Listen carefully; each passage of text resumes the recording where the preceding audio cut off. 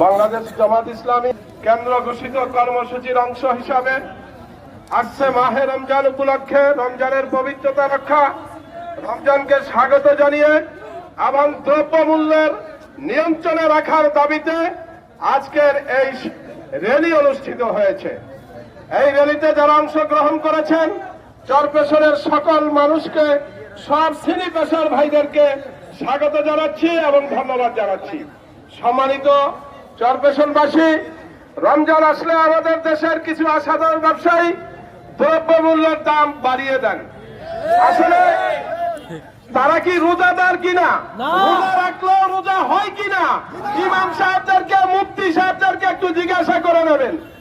কারণ পৃথিবীর মধ্যপ্রাচ্যের মুসলিম দেশগুলোতে রমজান আসলে তারা যেই দামে মাল কিনে সেই দামে বিক্রি করে, 11 মাস লাভ করে, 1 মাস যেই দামে কিনে সেই দামে বিক্রি করে। দুর্ভাগ্য, 92% মুসলমানের দেশে রমজানকে তারা একটা মৌসুম হিসাবে ব্যবহার করে টাকা কামাই করার জন্য, অসাধুভাবে বড়লোক হওয়ার জন্য রোজাদারদেরকে নির্যাতন করে, রোজাদারদেরকে হয়রানি করে।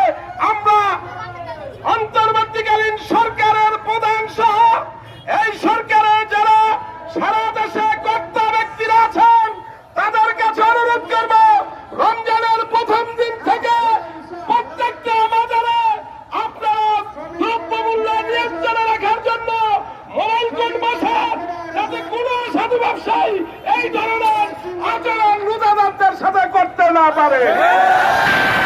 দ্বিতীয়ত, রমজানের পবিত্রতা রক্ষার জন্য হোটেল রেস্তোরাঁ বন্ধ থাকবে।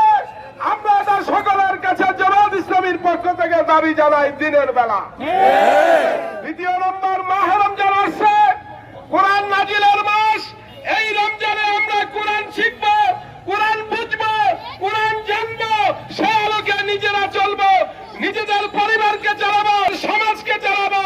এই আহ্বান রেখে আপনাদেরকে ধন্যবাদ জানিয়ে, জামাত পক্ষ থেকে মোবারকবাদ জানিয়ে আমার বক্তব্য শেষ করছি। আল্লাহ হাফেজ। বাংলাদেশ জিন্দাবাদ, বাংলাদেশ জামাত ইসলামী জিন্দাবাদ। ধন্যবাদ। সম্মানিত ভাই সব, তোর পাশে জায়গা রয়েছে, আমাদের ভাইদেরকে ধীরে ধীরে সদর রোডের উত্তর দিকে যাওয়ার জন্য বিনীতভাবে অনুরোধ করছে। সম্মানিত উপস্থিতি, সম্মানিত চরপেশনবাসী, মাহে রমজানের স্বাগত জানিয়ে দ্রব্যমূল্যের ঊর্ধ্বগতি নিয়ন্ত্রণের লক্ষ্যে বাংলাদেশ জামাত ইসলামীর পক্ষ থেকে